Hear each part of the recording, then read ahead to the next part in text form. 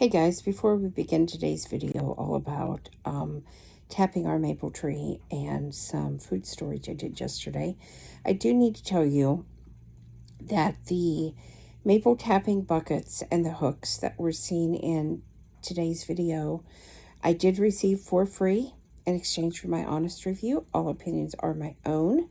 Those came off of Amazon. I also need to tell you that the canning lids that I used, I picked up at the 4 Jars, that's FORJARS, booth down at the Indiana Homesteading Conference this past year. And I did receive those for free as well. So I needed to let you know that. Good morning, everyone. Today I'm going to show you how I collect maple sap. And I'm also going to show you what sometimes happens to jars when you can them and how you can clean that up. So first off, I have this bucket here. It's just a food grade 5-gallon bucket. And I have a couple clips. The reason that I'm doing this is because it's windy here and I have a hard time holding the sap bucket, pouring it into the filter bucket, and not having the filters fall apart. So this is my large cloth filter, and I hang it up here so that it can dry. It does not completely dry overnight. Of course, to be fair, I was up at 3 o'clock this morning because the 18-quart Hamilton Beach roasting pan that I have been using to boil down the sap sprung a leak. And I started smelling maple syrup, which woke me up, and I came out here to see what was going on. And not only did I have the sap in between the two pans, because it has a liner that lifts out, but I had sap all over my countertop, and it was definitely starting to burn. So this is the cloth liner, and then I have a paper liner that I put down inside of this, like so. So you just have the 2 liners, and then what I'm doing is taking these clips and I'm trying to make sure that's all the way down. I'm clipping the paper liner to the cloth liner on both sides, and then on the one side I'm also clipping it to the bucket, sort of like that. So that's what it looks like. I'm not clipping it on the other side because, well, now maybe it has stretched enough. It has finally stretched enough that I can clip it on the other side. So that's going to be nice. The cloth was really tight when I first got it. So that's my maple sap collecting bucket ready to go. But the next thing that I want to do, I froze some of my tomatoes last summer because I simply had too much to process all at once. So yesterday I started, actually Sunday, I started boiling down the tomatoes to turn them into sauce. Yesterday, the sauce was thick enough that I was able to start canning it. And so I filled my jars, and I ended up with almost 5 quart. The 5th quart wasn't full enough to can, so we went ahead and ate it last night. But I filled these up, and there were several incidents that happened in town yesterday. So midway through the canning process, the power went off, and I had to stop. And I was really kind of frustrated because I hadn't been paying attention. I had been online working on my blog, and so I had no idea how much time was left. Not that it would have mattered, other than my neighbor did say I could go over there and finish because I had gas. I did not. I pulled everything out of the canner, and I poured all of the maple sap that I was cooking down into canning jars, and I put everything in the refrigerator, which was not a real good idea, but since my refrigerator is mostly empty, the extra heat was not really going to hurt anything that was in there. So had it been full of especially dairy products, I would have had to let things cool more on the countertop and just cross my fingers that everything was going to be okay. But I was able to put it in the refrigerator, and they were estimating that power was going to be out about 5 hours. So I was real frustrated. So when the power came back on, what I did was I got rid of the lids, because you should not reuse lids. And that kind of frustrated me, because these are a new brand of lids that I'm using, that I will tell you about here in a minute. And I really didn't want to waste them, because I only had 2 little boxes. Not that I can't order more, but that was not the point yesterday. But when they came out, you see how yucky that looks, and some of the jars have the white stuff on them, and it doesn't hurt them. I just don't like it. So what I'm going to do here is just get this a little bit wet, and then I'm literally going to just carefully wipe the top of the lid. I'm going to wipe it off then, and I'm just going to wipe down the canning jars, and that's all there is to it. Now, I do tend to wipe this area just a little bit. You don't want to get it real wet. And then I check my lid. That lid is good and sealed. And I will do this for all four jars. It doesn't matter if you wipe the lid first or if you wipe the jar first. I do not leave my bands on when I'm canning. When I'm putting this stuff into storage, I do when I'm canning, but not when I put the canned stuff into storage. The reason is, if this lid pops, you want to know that it's popped. And sometimes if that band is on, it will attempt to reseal itself. And you don't want that, because you could be eating spoiled food, and botulism is no joke. So that's why I take the bands off. Plus, the other thing, the lids to buy by themselves are a lot cheaper than if you have to buy lids and bands.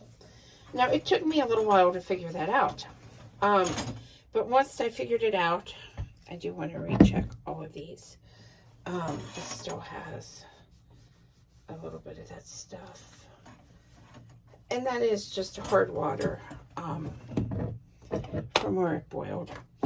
Okay, so the next thing that I want to do, again, I don't put the bands back on. I'm just going to set those in the sink to wash them.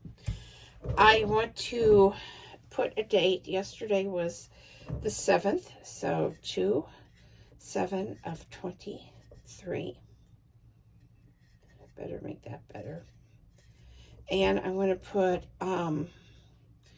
roasted tomato sauce.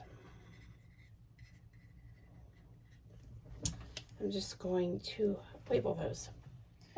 And I'll label all 4.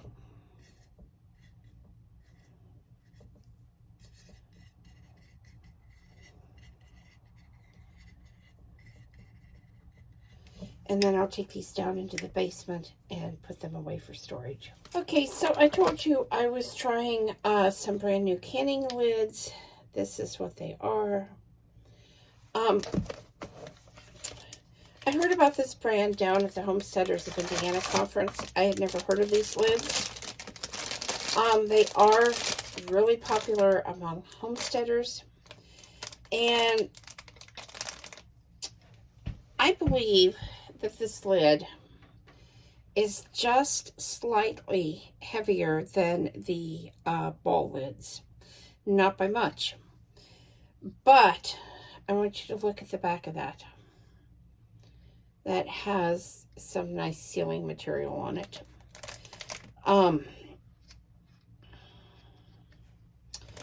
So far, I really like these. My jars were not sealed yesterday. They were not in the canner long enough before the electricity went out. But the lids were already trying to seal, and I could not remove them by hand. I did have to use a can opener to remove them. They did not really pop like they should have, but you could tell that they were a little tougher, and they were definitely going to seal and seal well. So, like I said, let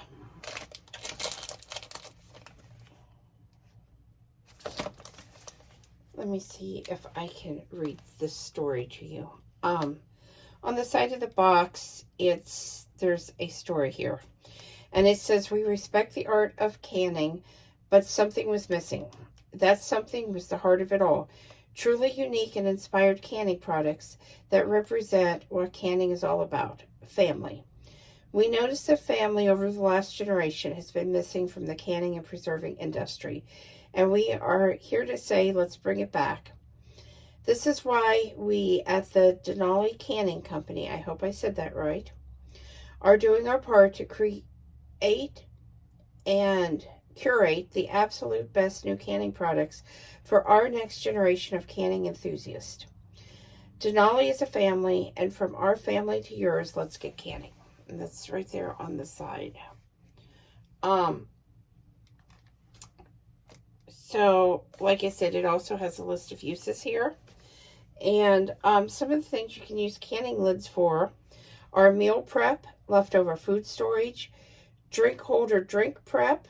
Okay, just kidding on that one, but seriously, there are a million uses for canning, so we won't list them all. So that's kind of cute. You can use, now if you're canning, you only want to use brand new lids. But these lids can be saved after you open the canning jar, as long as they're not stained up too bad. Sometimes products like tomato products will stain the lid. But you can reuse the lids. You want to put a big X on them so you know they're used and you don't get them confused. But you can reuse them on canning jars to store things like herbs, your dried herbs, your dried spices. You can use them in craft projects. There really are a lot of uses you can use these for. So even though for canning this is a one and done, they can be reused and recycled, which is great. Because at least here on our homestead, I have lots of canning jars full of herbs and spices and foods, dried foods that I want to keep protected. And so I use my extra canning jars or my older canning jars that are pre-1970 that I wouldn't want to can in anymore to do that. And then I can use the used lids from foods that I've canned. But again, I put a big black X right across the top of that lid so that everybody knows that's a used lid and you don't want to reuse it for canning. Next, we're going to go outside and I'm going to show you collecting the maple sap. And we're also going to go downstairs so I can show you the food storage area. Okay, so this is down in our basement, and this is one of my food storage jars. I carry my jars down in this little red basket that my mother got me. And I realize that you probably can't see this very well, and I do apologize. But the sauces, the tomato sauces, go clear up on this top shelf. So I do have things organized a specific way. And I will just set those up there. And then when we need a sauce to make lasagna or spaghetti or ravioli or whatever we're making, we can just come down here and grab one of these. Okay, so I do want to kind of pull this back. You can see the sauces up there. We have a lot of different items all the way down. And then we also have some items over here, as you can see. Different things. Now these jars were completely full, or these shelves, I'm sorry, these shelves were completely full at the end of the season. So we have used quite a bit. We still have quite a bit to use, as you can see, and we will get to that. Next, we're going to go outside and collect the maple sap. Okay, so I don't know how my twine keeps coming off of this. That is kind of frustrating. And my sap is frozen. Let me see if I can, do you see the ice in that? But I'm going to go ahead and dump it and filter it. Again, just making sure that I'm getting center of the filter so it goes through both layers. And then I'm going to hang this back. I have a hook here. I don't know if you can see that. And I'm going to try to get, I guess I need to do the twine first. The twine is not working real well this year. Normally it does. So I feel like maybe we need to put another piece of twine up here. I'm going to kind of look around the tree and see if I can make it a little tighter, a little better. Get it all the way up there, and maybe it's tied a little too tight for me to be able, maybe it's coming loose. So let me try and see. I had tried this the other day, and that first knot was not something, but let me try again. Maybe it has stretched, and there we go. That first knot the other day was not something that I could get loose. It may have just been so cold and such a new knot that was the problem. I don't know. But anyway, I'm going to, I don't know how he did that. Jeff actually put this up here. And like I said, sometimes just getting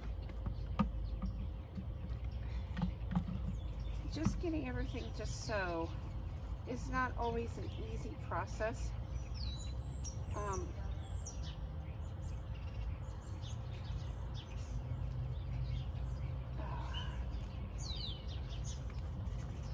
Okay, so there we go. I'm going to try to tighten that a little bit.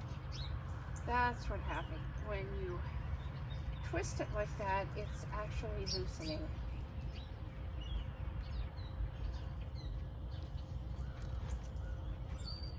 Okay, that's a lot tighter.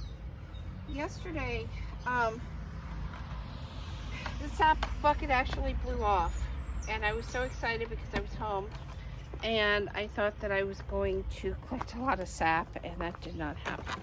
I'm going to show you up inside of the sap bucket. Can you see that ice? That will need to melt down. But anyway, that's the sap for today. I'm going to take this inside and put it in some canning jars and refrigerate it until I get home tonight. And then, like I said, I guess without my roasting pan, unless I go get one tonight, I'm just going to put it on the stove and boil it down like I normally do. Something else I thought I would show you is how I drain the filters. I lift the filter up out of the bottom of the bucket, as you can see, and I just bend it over this and let it hang there for a few minutes. Now,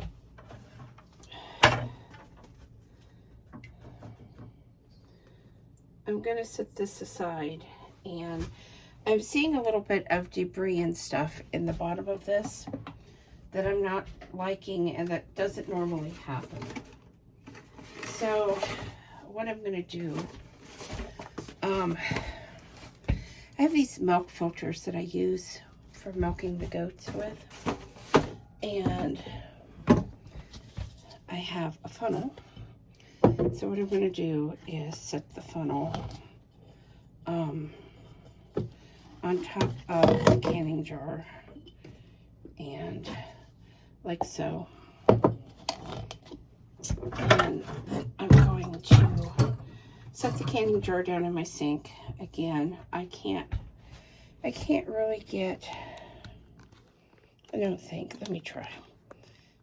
Okay, there is maybe a better view for you guys.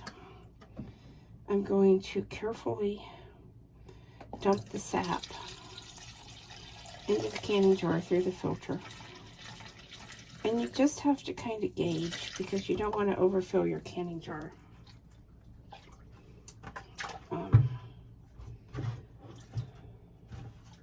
Set that over here. And then once this canning jar is filled, I'm going to lift out my filter. I'm going to show you this. Can you see that there's just a little bit? You probably can't. There's just a little bit of debris in that. Not bad. So I can reuse that filter on the next canning jar. And this is one canning jar of sap. I'm guessing I have about 3 quarts of sap this morning. Maybe not. Maybe I have less than I think, but that's okay too. I grabbed 3-quart canning jars thinking that was about what I would use and need today. So I'm going to just move the filter and everything into the next canning jar and finish up what I have here.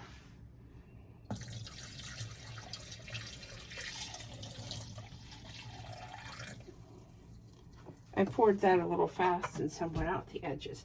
Now, I had said that I was going to, let me pull this off. I had said that I was going to let the ice melt down. But I think what I'm going to do, I'm going to dump the ice out. This is the amount of ice that I had left. And I'm not going to keep that today because I have to head to work here soon. I'm going to get rid of this. I'm just tossing the milk filter because there's no point in keeping that. And then what I'm going to do is I'm going to pull this paper filter out. I'm going to use warm water. I'm going to rinse it off really well. I do not want to use soap on this. I do not want to twist or wring it. I am just rinsing it, letting it drain a little bit. I'm going to open it up and rinse it inside.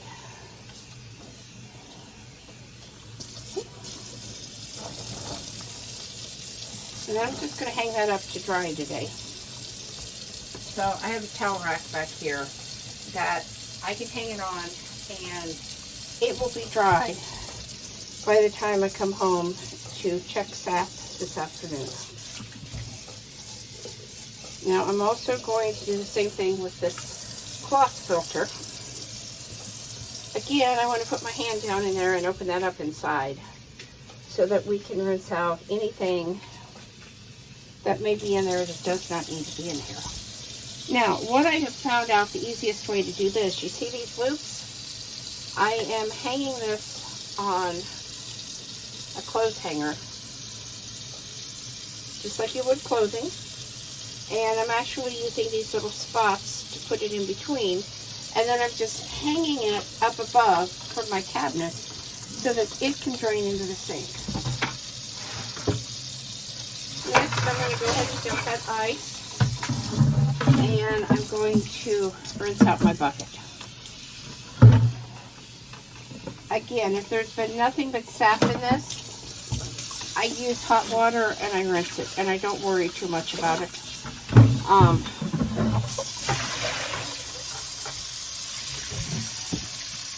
going to put this upside down in my sink. And I'm also going to move these back over here. And I'm going to rinse out my filter. And I will put it upside down as well.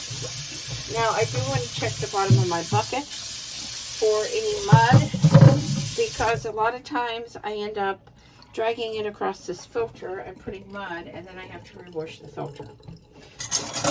So that's it. Give me a few minutes to get plastic lids and stuff on these.